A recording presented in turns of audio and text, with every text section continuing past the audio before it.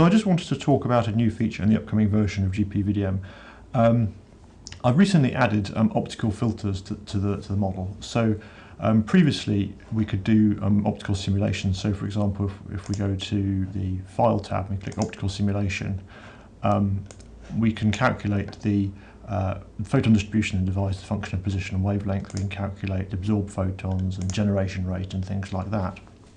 And that's all very useful. And the spectrum it assumes to do this is the AM 1.5 spectrum. Now, you notice in this device we've got light coming, we've got photons here, there's some photons coming from the top. Now, we can select effectively where these photons come from and things like that by going to the Optical tab and going to Light Sources, so there's a little picture of a lighthouse there. And here we can sort of adjust the spectrum, so rather than having AM 1.5 we can have, I don't know, a laser, say, a Thor Labs laser. So if we rebuild the spectrum, and usually we've got a laser there. So let's just pop it back to AM 1.5. Now sometimes you might want to adjust the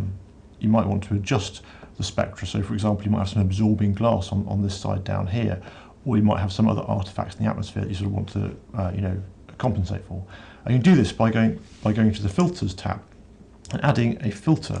In this case, we'll add glass. So glass, it'll just be a simple piece of glass. So we click on Enabled, and this invert effectively says whether it's transmitting or reflecting.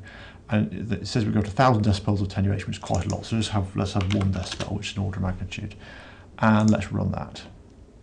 So this is the transmission here of our filter, and you see we're just transmitting at, well, below 300 nanometers, which isn't right because it's glass. So let's it should be absorbing this. So let's just flip the spectrum, and there we go. So we've got transmission of the glass sort of along here. I mean, real glass would be a bit more complicated than this. It'd be slightly more bumpy, but this is sort of a good approximation. It effectively cuts out everything at short wavelength. And if you look at our optical spectrum, you can see effectively this low end's been multiplied by this filter. So if that's with the filter on, then if we turn the filter off, rebuild the spectrum, you see it sort of pops up there.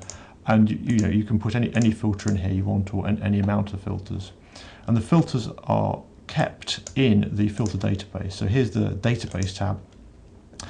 You go to filter database, and this actual glass filter is kept there.